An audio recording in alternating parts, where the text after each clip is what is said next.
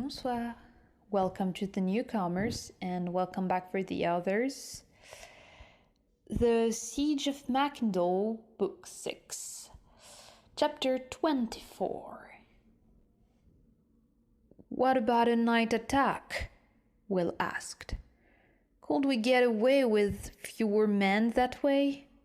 Horace shook his head. We still need the number to keep the defender guessing. Night or day, it doesn't make a difference. We need more men than they do.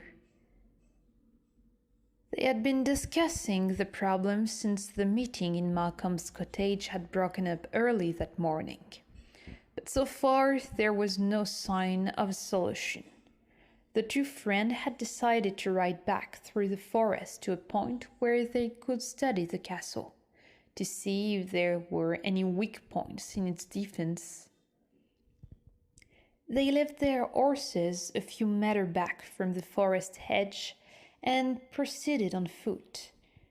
As Will had done when he had attempted to rescue Elise, they approached from the eastern side, moving along the road where it passed through a slight depression, deep enough to conceal them from the castle ramparts.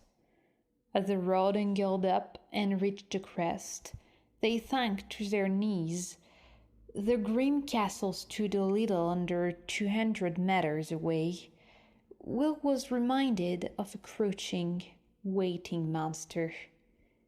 He picked sorely at a clump of dried, frozen grass, thrusting up through the snow. "Do you have to be so negative?" he said. "Sometimes it helps if you keep your thinking flexible." Horace turned slowly toward him. It was a deliberate movement that was familiar to Will. "I'm not negative, and I'm not inflexible," Horace said. "I'm just facing facts." "Well, let's face some others," Will suggested. "You can't ignore facts just because you don't like them, Will," Horace said, his irritation showing. "The fact is, siege work is a very precise, very ordered science, and there are rules and guidelines that have been laid down after years of trial and error and experience. If we are going to besiege a castle, we will need more men than the defenders, not less. That's a fact, whether you like it or not." I know, Will replied, irritated and stern. "It's just, I feel there must be more to it than merely saying we need 3 times as many men as the defenders." 4 times, Horace put in. Will gestured in annoyance. 4 times then, and then we will win the battle. It leaves any innovative ideas or stratagems out of the equation and reduce it to numbers. What about ingenuity and imagination? They're part of a battle plan too, you know. Horace shrugged. "Your area, not mine." And that was the problem. Will knew people looked to rangers for innovation and ingenuity when it came to planning a battle, but he had been wrestling with this problem since Horace had arrived from the south, and he was no closer to a solution. Some ranger he turned out to be, he thought bitterly. Perhaps the most infuriating part of it all was that he had a feeling that there was an idea floating around in his subconscious, hovering just out of reach. It had been triggered by something that he had seen or heard in the past few days, but for the life of him, he couldn't put a finger on it. It only made him feel more inadequate. "Well, we know one thing," Horace said. "If we do attack them, it won't be from this side." Will nodded. There was too much open ground to cross. Once their force broke cover from the forest edge, They will be in full view of the castle, and attacked from this side would have no element of surprise about it. By the time the attacker reached the wall, they could well have lost a third of their number to the defender's crossbow. Horace, as if reading his mind, took the opportunity to reinforce the point he had been making earlier. Another reason why we need to outnumber them, he said. We could lose a lot of men attacking across open ground like this. Will nodded gloomily. All right, he said. Point made. He looked up at Alice's tower window, half closing his eyes in the effort to focus. The heavy tapestry that was used to keep out the wind had been drawn back, and the window formed a black rectangle in the grey stone of the wall. Then he thought he saw a flash of white, as if someone had just passed close to the window. It could only have been Alice. Did you see that? He asked Horace, who had been studying the Dow Bridge and Gatehouse, glanced at him curiously. See what?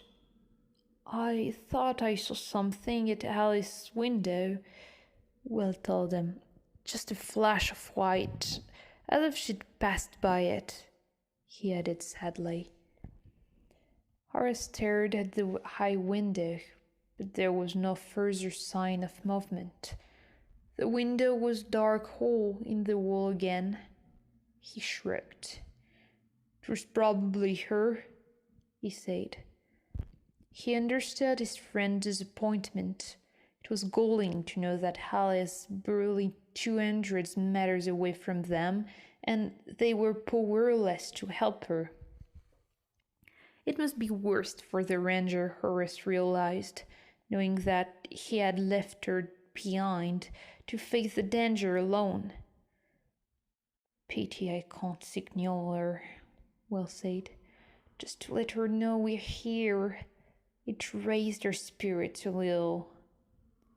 Problem is, you'd let Karen know as well. I know, Will said, disconsolately.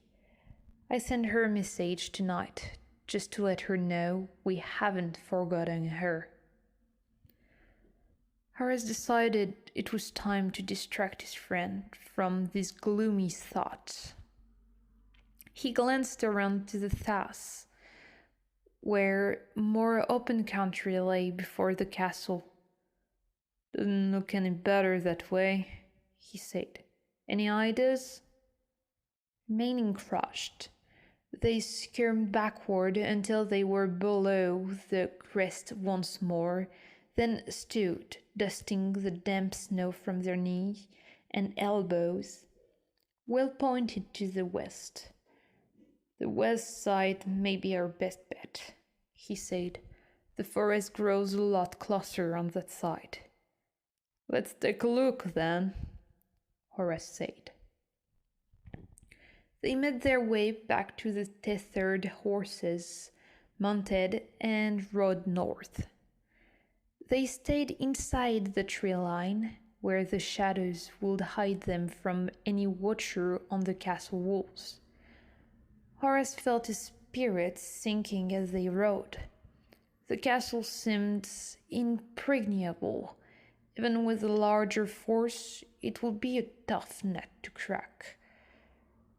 With under 30 men, he could see no way they could accomplish it. Yet, he didn't voice the thought, because he knew how Will would react.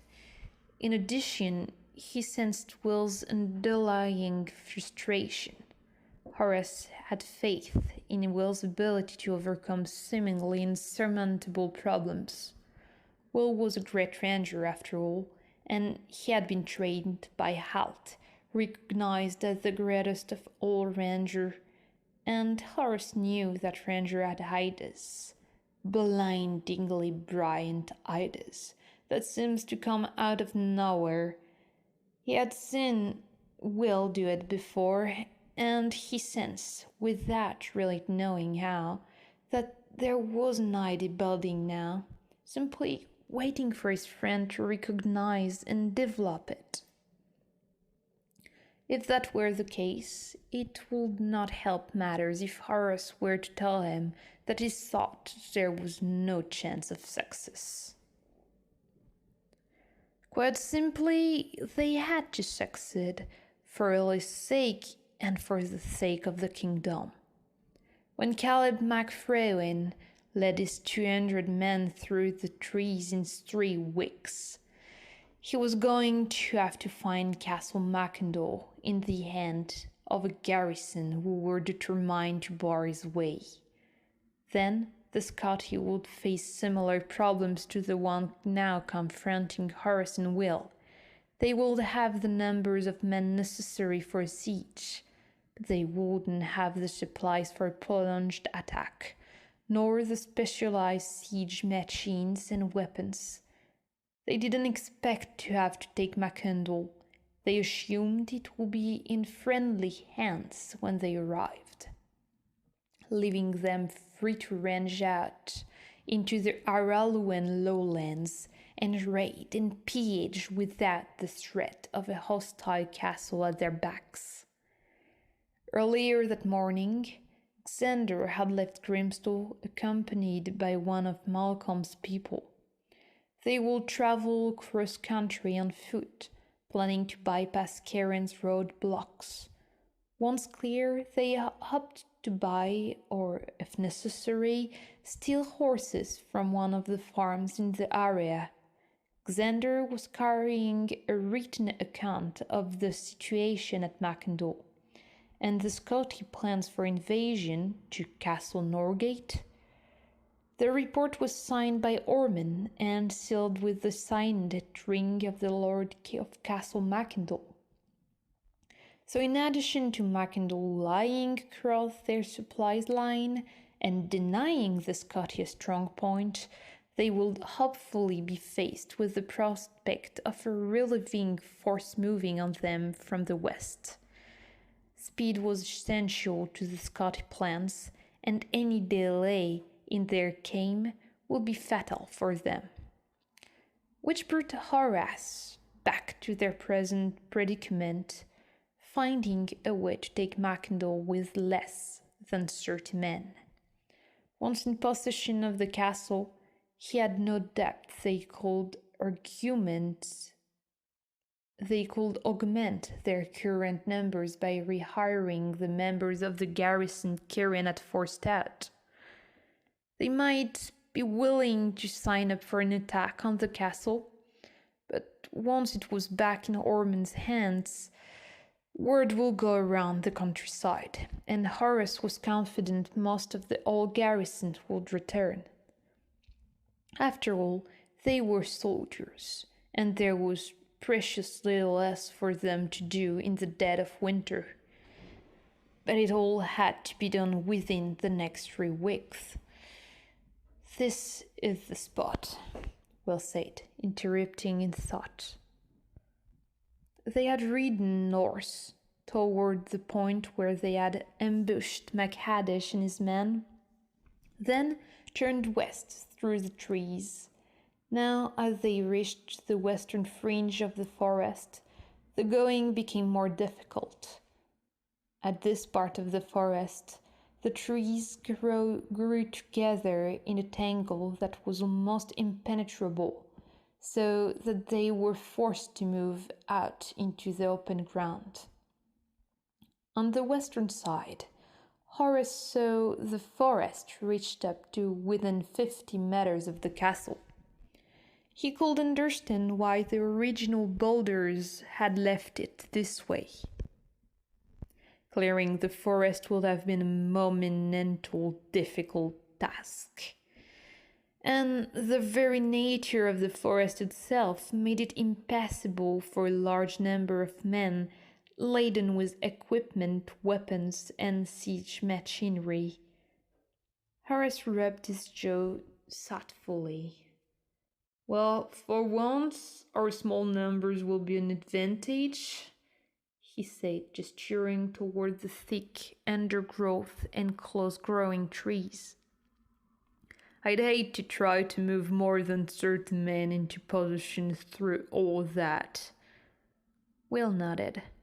All we have to do is figure out a way to make Curran think we have another 100 men attacking from the east, he said.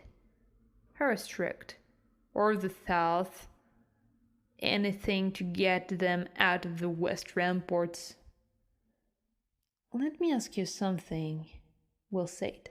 The thoughtful tone in his voice made Horace look around at him quickly. Maybe the idea was coming after all. Go on, he prompted, and Will continued, choosing his word carefully. If we could distract them from this wall, could we manage with just one scaling ladder? Just one? Horace looked doubtful. It's usually better to have as many as you can. That way you split the defenders' numbers. But if they're drawn to the south wall, say, and they don't see us coming until we're over the wall, then two of us could hold them off while the rest of our men come up the ladder, couldn't we? Two of us? Horace asked. Assume you mean you and me? Will nodded. I've been up there. The walkways on the ramparts are narrow, he said. They could only come at us one at a time. I seem to recall you and I did a pretty good job holding off the Tim Juai at Ala Sholm, he reminded Horace. True, but it all depends on our getting up and over the wall unseen.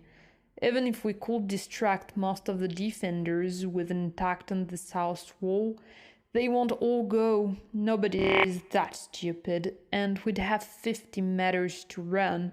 Carrying a 5-meter scaling ladder would be spotted before we got a third of the way. Will smiled. Not if we're already there. And that's how chapter 24 finish. See you next time. Au revoir.